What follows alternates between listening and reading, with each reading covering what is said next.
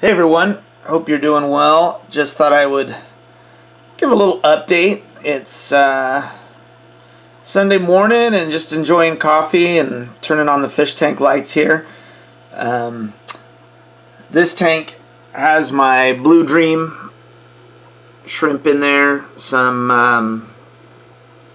got one pair of yellow jackets. You can see the male there that I've kind of pulled out of the other tank, and then does have some Hydrangea formosa, which are doing well. And as you can see, this tank it's doing great, but it tends to be extremely jungly. So I'm gonna throw it out there to you guys watching this. One of the issues I have, and maybe it's not an issue, it's, the fish probably like it, is how do I keep the light dim enough for crypts, for example, but not use a floating plant or, kind of a jungle plant. If you look at this hornwort, the crypts look great because the light is dim.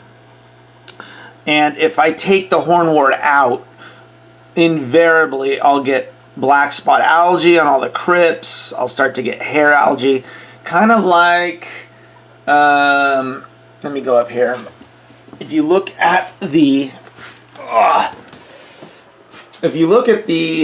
Amazon swords in here with the platies, I eventually have put a few sprigs in, and of hornwort, and I was trying with this isn't water sprite, it's water wisteria. I was trying to float water wisteria to provide some shade cover, because I tend to get a real fine green algae, and you can see it on some of the secondary leaves there, which over time turns into this. It just doesn't look good. So, and I'm assuming that's because the light level is too high for these plants. They just grow too slowly. And I think crypts back down to this tank would be the same. So I was playing around with the idea of maybe putting like a mesh screen that goes underneath the light, like a shade. I think this one doesn't provide quite enough shade.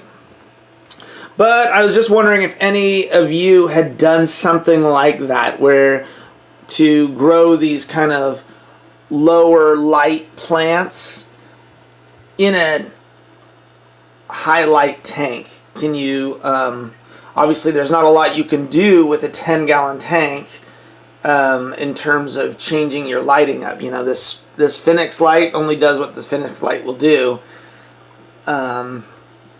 So anyways, that's a question. The other thing is these Blue Dreams. Now, they just don't seem to have quite the same quality level as the red shrimp yet, which I've gotten over here. You can look, if you look past my blue tails, there's just a ton, and they're all really high quality, just super nice color. I mean, there's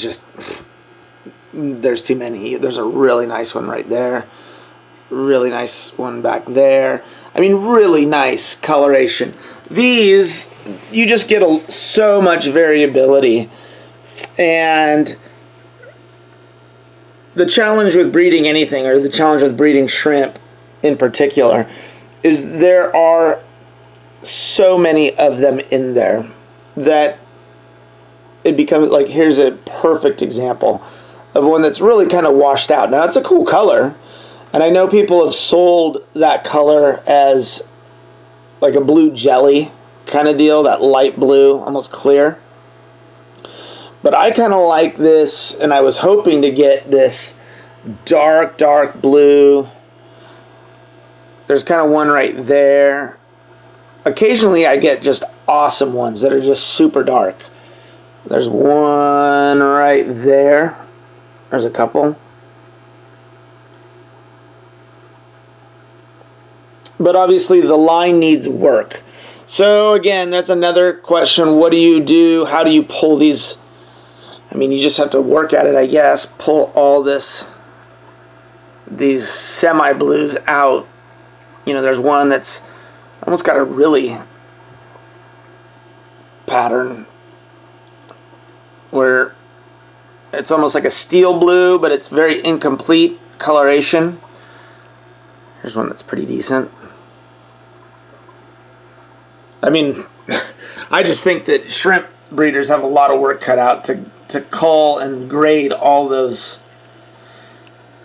different ones. It's crazy. So anyways, just doing that. Update on the new fish. We can do that real quick.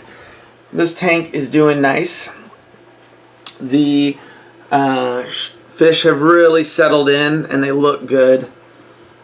The one that had kind of the burn patch is right there, and it's really healing nicely. So I don't know if that was injury in shipping or what.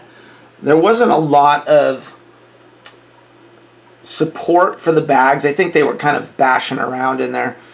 You can see I put one piece of parrot feather in here. I've never grown parrot feather. I just kind of snapped that off.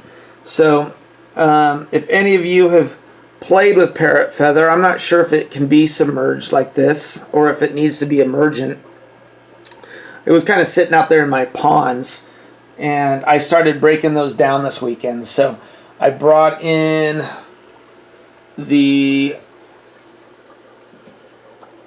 all the mountain minnows came in. I didn't lose any. I didn't gain any, but it was such a cold summer here that I just think I mean, their color looks great. They just didn't drop fry for me, or eggs, so I didn't get anything. I never saw eggs. I looked all the time, but I just never saw anything.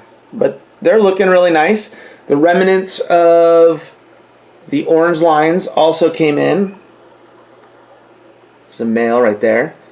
And those that had the kind of little white bacterial tumors have passed on, but everyone that's left, I've got, I think, 3 males and 2 females, and about, I think I took 10 out there. So half of them didn't make it through the summer, but those that came in look nice. So hopefully maybe that problem has burned itself out, and then we can just move forward and rebuild our colony and keep them nice. I'm optimistically cautious, I guess you could say. Well, they're great fish. They just proved to be so difficult, and I'm not sure if it's a water quality issue or what. And then my Giardinus from Glenn are looking great.